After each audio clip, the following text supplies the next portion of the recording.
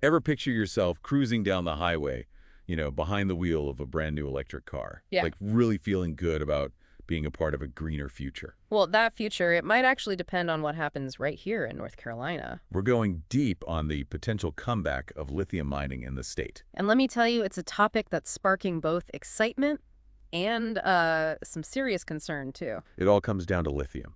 That quiet powerhouse, the one that's driving the whole EV revolution. See, lithium-ion batteries, they're kind of the gold standard right now for energy storage. Everything from our phones to electric vehicles relies on them. Okay, so energy storage, got it. But what makes lithium so special? It's all about that energy density. You're basically squeezing a ton of energy into a really, really tiny space, and lithium just happens to be amazing at it. So, are we talking like packing a suitcase for a 2-week trip versus just a quick weekend getaway? Exactly. And right now, the U.S., we're really trying to make sure we've got steady supply of this stuff right here at home. Less reliance on foreign sources. Yeah. And that's where North Carolina's Carolina tin spodumene belt comes into play. Right, because this region, it used to be a global lithium hub, didn't it? And now we're sitting on what could be the biggest lithium reserves in the entire U.S., all thanks to this thing called the Carolina tin spodumene belt. And we can't forget the Inflation Reduction Act either. It's it's incentivizing this whole domestic battery production push. Think about it, more affordable EVs, a boost to the U.S. economy, maybe even new job opportunities. It's a double-edged sword, though. This whole push for domestic lithium mining, it's created some really complex reactions, especially in the counties where it would actually happen. Gaston County, for instance, they're really worried about what it could do to the environment. What kind of concerns are we talking about here? Oh, the usual suspects. Dust pollution, noise, potential water contamination. They're not entirely convinced the economic benefits outweigh those risks. It's like, yeah, we want green energy, but not if it means sacrificing our backyard. And this isn't just a local thing either, right? It's a global issue. Exactly. Think about the debates around mining on indigenous lands, or what's happening in Chile's Atacama Desert. That's another example where lithium extraction is harming the environment. And it raises the issue of environmental justice. As we try to shift to cleaner energy, we can't forget about the communities that usually end up shouldering the burden of environmental damage. And these are often the communities with the least amount of power to do something about it. And the article we're looking at today, it really highlights that tension. It points out that these mining operations, they're often proposed for areas that don't have a lot of political influence. Which makes it even tougher for residents to have their voices heard. So as we keep digging into this, it's important to keep that tension in mind, right? The urgent need for cleaner energy, but also the potential consequences of how we get there, particularly with lithium mining. Because the story of lithium's comeback, it might have implications that go way beyond just your next car. Okay, so we've been talking about lithium mines, but now get ready for a little bit of a turn. Because we're about to dive into something that seems, I don't know, a million miles away from all this lithium talk.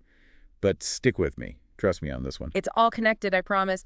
We're going to be talking about, get this, benign weather modification. Sounds kind of sci-fi, right? But this isn't some futuristic fantasy. It's something the U.S. military has been looking into for a while now. I mean, we're talking decades here. Okay, so for those of us who aren't military strategists, BWM, benign weather modification, what is that? So basically, it's about finding ways to subtly nudge the weather in a certain direction. Not about, unleashing some crazy catastrophic storm or anything. More like, can we make this fog go away? Can we influence the cloud cover just a bit? Stuff like that. Okay, so instead of fighting against the weather, it's more like what? Working with it, trying to leverage it to your advantage. Exactly. And it's interesting. There's this case from 1995, a rescue mission in Bosnia. They had to put everything on hold because the fog was so thick they couldn't see anything. Oh, wow. 18 aircraft grounded just because of a little fog. And I'm guessing BWM, that's where it comes in. Right. The idea is if they could have just cleared that fog, even just a little bit, it could have made all the difference. So has the military, have they actually, used this BWM stuff for real in actual missions? They have. Back in the day, they used to use these WC-130 aircraft. They were fitted with, get this, dry ice dispensers. Dry ice? To clear fog? How does that even... I know, it sounds kind of wild, right? But apparently it worked. They'd seed the fog with the dry ice, and it would dissipate. That's actually pretty clever. Yeah, but there's a reason they don't really do it anymore. See, people got kind of freaked out about the whole, messing with Mother Nature thing, lots of ethical debates, concerns about unintended consequences. It all just got to be a bit much. You start talking about controlling the weather, people tend to get a little on edge. And that unpredictability is a huge factor. Weather's a chaotic system, right? Even with the best intentions, there's always that risk of things not going quite as planned. And then there's the whole legal side of things, Yeah. international treaties, Mhm. like are you allowed to use the weather as a weapon? It's a whole thing. Okay, so we've got lithium mining potentially taking off in North Carolina, and we've got this whole history of weather modification research. I gotta ask, where are we going with all this? How does it connect? Well, remember how we were talking about lithium and how it's not just about batteries, that there might be other unexpected applications for it down the line. This thesis, it actually touches on that. It suggests that the same kind of technology that we might use to refine lithium for batteries, well, it could also be used to create more advanced tools for, you guessed it, weather modification. Wait, so you're saying that these lithium mines, they could potentially become hubs for weather control research? It's not quite as simple as that, but it's definitely a question worth thinking about. I mean, we're talking about the potential for some pretty powerful technology here. And as we learn more about this 1996 thesis, we'll start to see just how the military envisioned using BWM. And maybe, just maybe, it'll get us thinking about what those applications might look like in a world that's grappling with climate change and all the geopolitical tensions that come with it. So we started talking about lithium mines in North Carolina and somehow ended up in the world of, like weather control and the military. What does it all mean? It's about connections, right? Things that seem totally unrelated, but when you look closer. Well, this 1996 thesis we've been digging into, it actually argues that this whole BWM thing, it could actually make military operations more precise. Okay, more precise how? The idea is if you can control certain weather factors, you could minimize civilian casualties, even prevent some conflicts from escalating in the first place. So it's like BWM is a force for good? Kind of a weird thing to think about. Right. But then there's the flip side. Like if we're over here saying, yeah, let's use weather control for, ethical reasons. Who's to say someone else isn't going to try to use it for, well, not so ethical reasons? Exactly. And that's a huge concern with any kind of powerful technology, Sure. right? What's the line between using it for good and, well, Weaponizing it. Exactly. And that's why this thesis really stresses the need for everyone to be on the same page. International cooperation, clear safeguards, open discussions about the possibilities and the risks.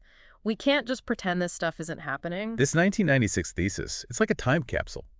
It shows us exactly how the military was thinking about BWM back then. And some of the applications they were looking at, it's wild. I mean, we're talking about creating fog to hide troop movements, messing with temperatures to throw off heat-seeking missiles, even using drones for, targeted weather control. Drones, yeah, that's a whole other can of worms, right? Right, because back then, drone technology was nowhere near what it is today. Think about it, drones are everywhere now. And not just for military stuff, package delivery, aerial photography, you name it. So what's that mean for BWM? Has drone technology changed the game? That's the question, isn't it? And you know what else I keep thinking about? Those lithium mines. What if they don't just end up fueling the next generation of batteries? What if they end up playing a role in this whole weather modification thing, too? It's kind of mind-blowing when you think about it. We started with the idea of lithium powering a greener future, and now we're talking about, controlling the weather. It's a lot. And that's what this deep dive is all about, right? Yeah. Getting us to think about these big, complex issues. There aren't always easy answers, but just by talking about it, by being informed, we're already a step ahead. Exactly. So to everyone listening, as you go about your day, maybe you drive past a shiny new electric car or you check the weather app on your phone, take a second. Just think about what we talked about today. Lithium, weather modification, the future, it's all connected in ways we might not even realize. And that's what makes it so important to stay curious, stay informed, and never be afraid to ask the tough questions. That's all the time we have for today's deep dive, but trust me, the conversation doesn't end here. Keep those wheels turning, folks, and we'll see you next time.